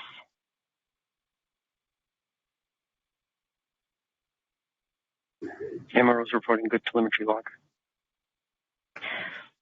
We are coming upon the straighten up. We are starting the straighten up and fly right maneuver, where the spacecraft will jettison the entry balance masses in preparation for parachute deploy and to roll over to give the radar a better look at the ground. Yes, yes, yes. The navigation has confirmed that the parachute has deployed, and we are seeing significant deceleration in the velocity. Our current velocity is 440 meters per second at an altitude of about 12 kilometers from the surface of Mars.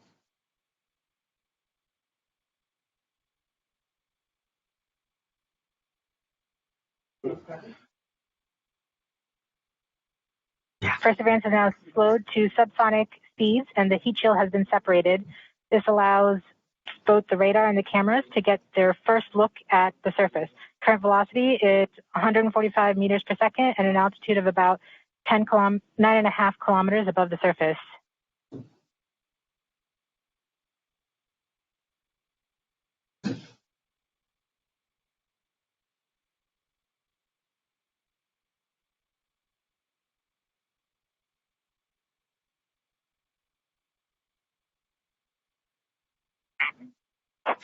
Yes, yes, yes. Perseverance now has radar lock on the ground. Current velocity is about 100 meters per second, 6.6 kilometers above the surface of Mars.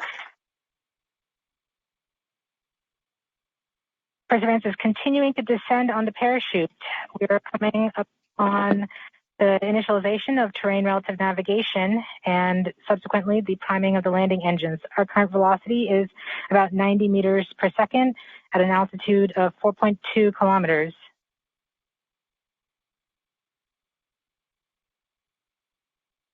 We have confirmation that the lander vision system has produced a valid solution and part of terrain relative navigation. We have priming of the landing engine.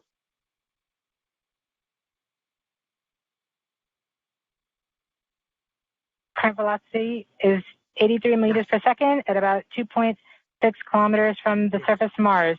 We have confirmation that the back shell has separated. We are currently performing the divert maneuver. Current velocity is about 75 meters per second at an altitude of about a kilometer off the surface of Mars. Kieran, Safety Bravo. We have completed our terrain relative navigation. Current speed is about 30 meters per second, altitude of about 300 meters off the surface of Mars.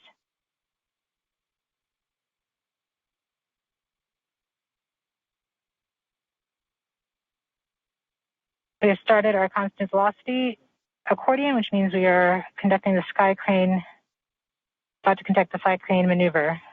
We've lost direct to Earth tones. As expected. as expected. SkyCam maneuver has started. About 20 meters off the surface.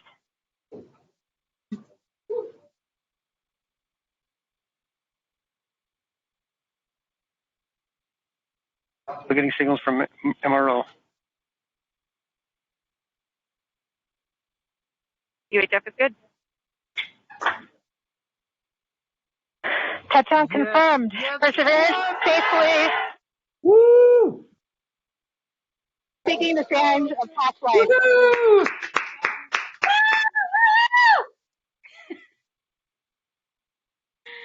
At this point, the descent stage has flown away to a safe distance. Perseverance is continuing to transmit direct through Mars Reconnaissance Orbiter to Earth.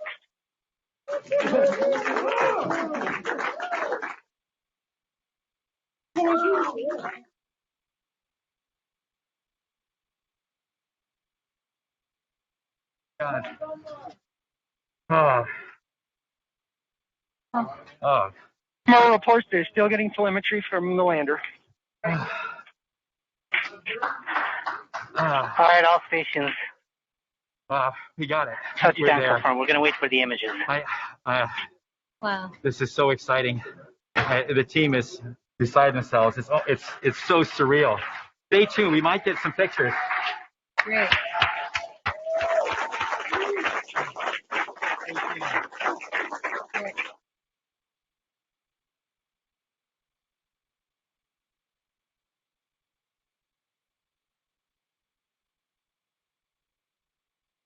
And writing on this.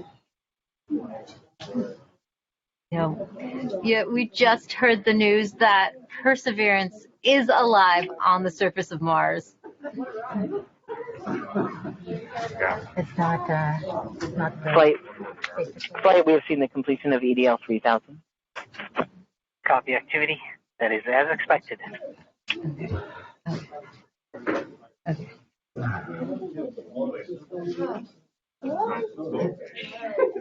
MRO is still seeing a strong signal from the lander.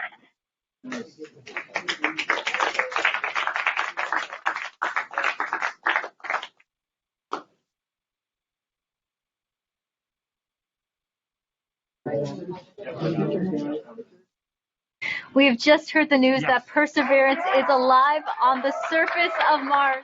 Congratulations to the mission. And looks like we have some more news in. It looks like we're getting the first image. Here, take a look at the first image. Flight, this is OL3. I have the target point on the map when you are ready. We are ready, OL3. Go for it.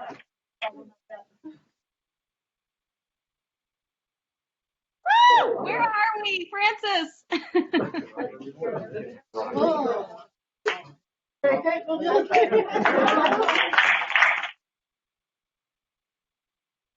Flight, I'll be moving in, showing you the safe zone that we've landed in.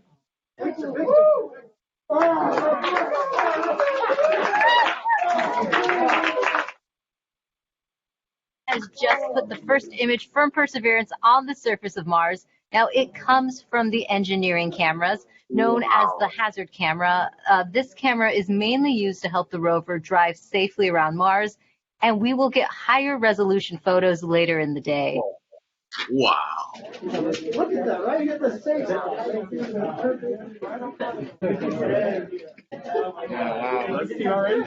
Anyone know where they are? It's Andrew. For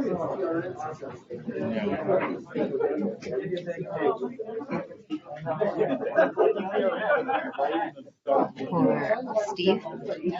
Stand by for Steve.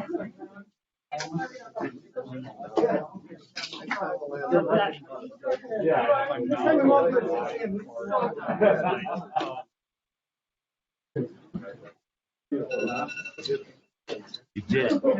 You did it. You did. You led the team. You made it happen. Congratulations.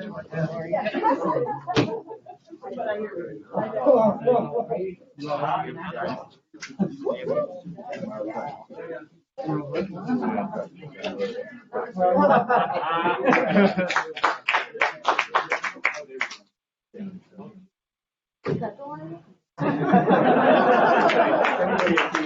just got our image in. Our second image is in. Okay, these we have a camera in the front and rear of the spacecraft. They're near the ground, so these are pretty close. So you can see the wheels there, and they're a little dirty because we've got glass covers over these cameras. But we took these seconds after landing, so there's still dust in the air from our landing event. So this is happening. This happened just seconds ago. Just arrived, and this is really amazing. And we even know where we landed. This is the most amazing thing. Their vehicle has told us where it's landed because it figured it out. No, this is a sign. NASA works. NASA works. And when we put our arms together and our hands together and our brains together, we can succeed. This is what NASA does. This is what we can do as a country on all of the problems we have. We need to work together to do these kinds of things and make success happen.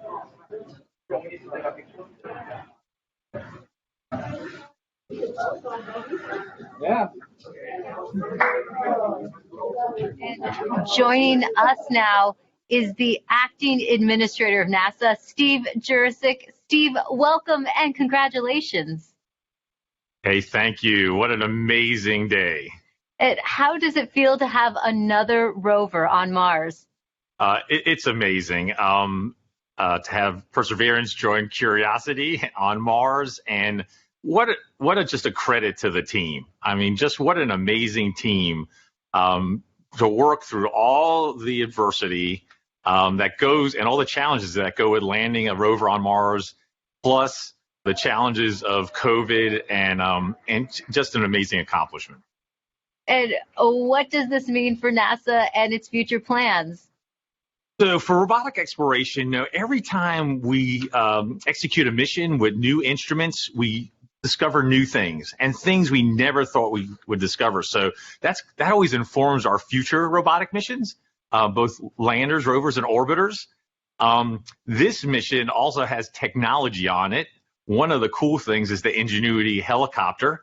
It's an experiment on this mission, but if it's successful, we can use it as an science observation platform by putting instruments on it, and also use it as a scout for future rover missions, and then just the entry, descent, and landing capability. It'll allow us to land more larger, more ambitious robots on the surface of Mars. And then for human exploration, we have the Mars Entry, Descent, and Landing Instrumentation, which is going to give us EDL information. We have the Mars Environmental Dynamics Analyzer. It's going to give us size and properties of dust particles, because when we send people, we're going to have to deal with that dust. This is just an incredible mission because of the science and the technology, and then caching samples for a Mars sample return mission. That will be an amazing mission, the first round trip to Mars and back, and bringing those samples cached by Perseverance back to Earth to examine with state-of-the-art equipment in our laboratories here on Earth. We have so much to look forward to. And we also have a student question coming in from Landon. Let's take a look. Hi, my name is Landon Applegate. I'm in 6th grade, and I'm going to Academy for Academic Excellence. And my question is, do you think we could get resources from Mars to help on future missions, or even as like a launching point? Great question, Landon. Actually, we have an experiment called the Mars Oxygen In Situ Resource Utilization Experiment, or MOXIE, and it's going to demonstrate generating oxygen from atmospheric CO2. And that could help generate breathable oxygen, and even if we can liquefy it, oxidizer for propulsion systems. So that's a tech demo on Perseverance. And then we're going to continue to characterize the frozen water on and below the surface of Mars, and eventually try to figure out how to extract that water from the Martian soil, or what we call regolith. And then we can use that for potable water, and also break it down into oxygen and hydrogen rocket fuel. So absolutely, we're going to try to eventually figure out how to live off the land to support human missions to Mars. Thanks for taking the time to talk to us today, Steve. Thank you. And now that Perseverance has safely touched down on Mars, let's learn more about what's in store for the rover. Joining us now is Surface Mission Manager Jessica Samuels. Jessica, your surface operations team has now taken over. What are they doing now? Yes. Hi, Raquel. We are so excited here in the Surface Mission Support area. The team will do a handover with the entry, descent, and landing team and pass any critical information. And then this team behind us will be the team that does the health and safety assessments daily as we progress on this mission. And what do the upcoming weeks look like for your team? So as we enter Mars time now, the commanding team will be working overnight while the rover is asleep, so that we can perform the initial checkouts of our key rover functions and our science instruments. And we have to do this all in time for the regularly scheduled communication pass, which happens in the morning. And so we will be working around the clock, making sure that Perseverance is healthy, and we will begin this exciting adventure. And can you tell me, what's it like living on Mars? All right, so congratulations to the Perseverance lander. Now that we've all had a chance to catch our breath for a bit, do any of the experts want to share their first impressions? Even if the impression is just, oh my God, I can't believe we actually did that. Because that's about where I am right now. As we come into work over the next few weeks. So it'll be exciting. And I have a question. One of the things I forgot about was that can't wait. Folks that developed the landing radars are some of them are actually on our team for Europa as well, which I had forgotten about until they were talking about the landing radars. So the landing altimeters are radar instruments. So lots of people involved in lots of missions, and it's just fun to think about who all's involved in the whole process. It's pretty cool. I loved what, who was it that said NASA works, and if we can do this, we should be able to fix any problems? I really liked that. That was a great thing to say at that moment.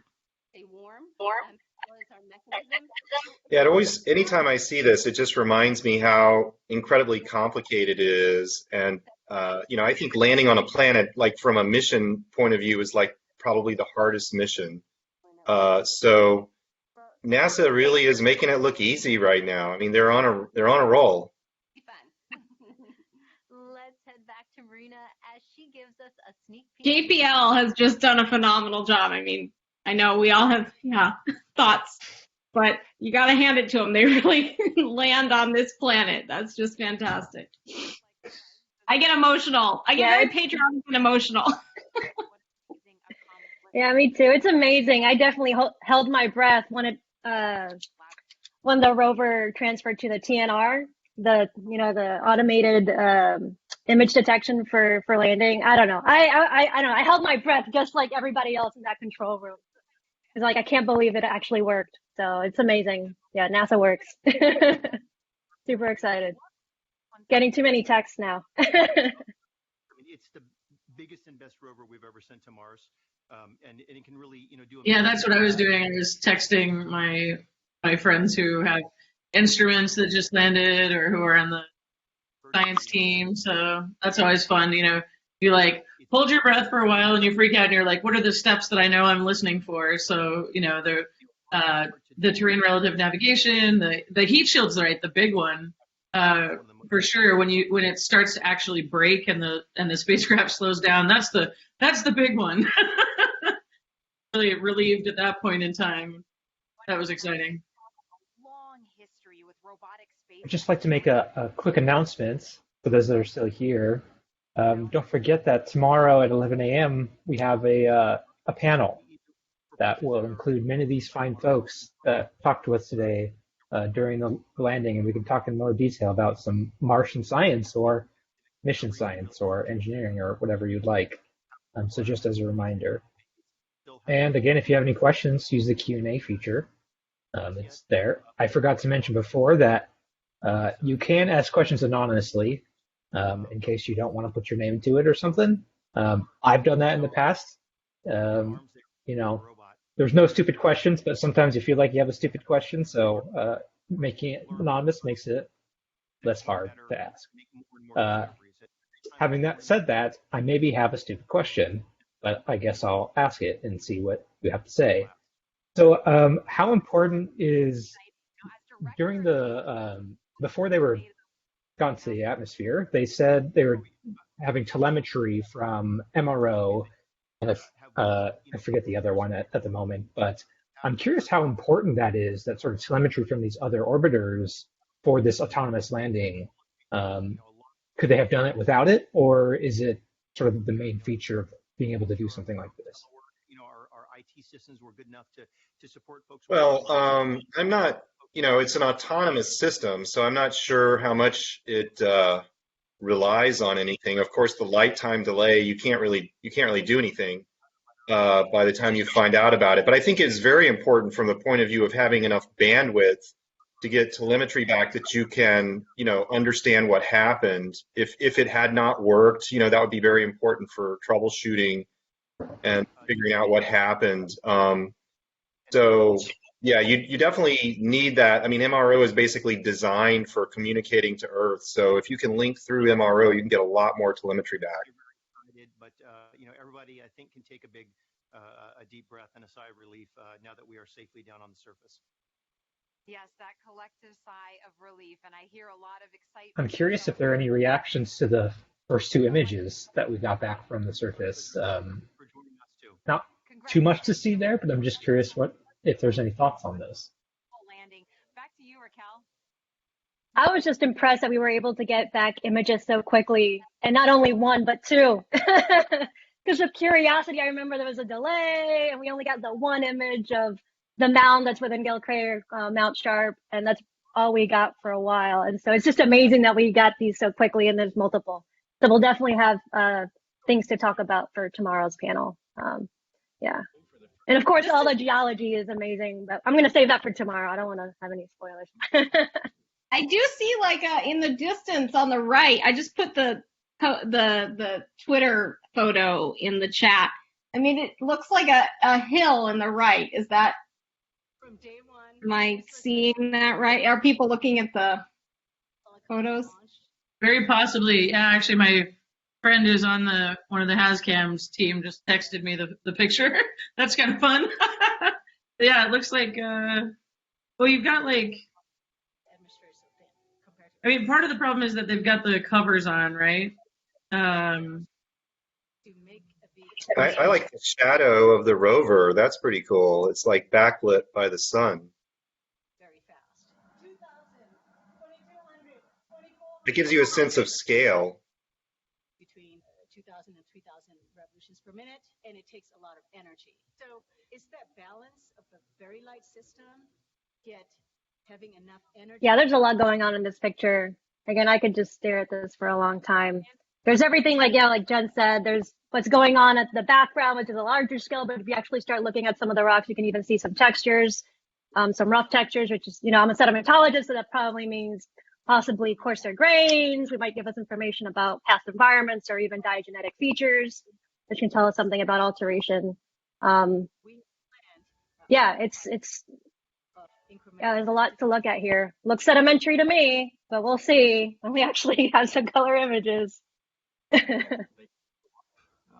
3 meters, and we'll hover there. That might be the crater wall. Yeah, that's what I was going to think. So 50 kilometers diameter, right? So that could very well be. That looks, I don't know. I'm just guessing, but. I don't know. I haven't seen exactly where the rovers landed, so maybe James has a good visualization here. I was waiting to see if they showed us that too, because they apparently know. But yeah, I haven't seen that. I think your guess is good, Jen. And the thing I noticed when you sent that link to Twitter is then when I opened that, I saw Matt Damon is trending on Twitter because I guess the world has identified that Matt Damon is not in any of the photos so far. But I'll have to keep looking.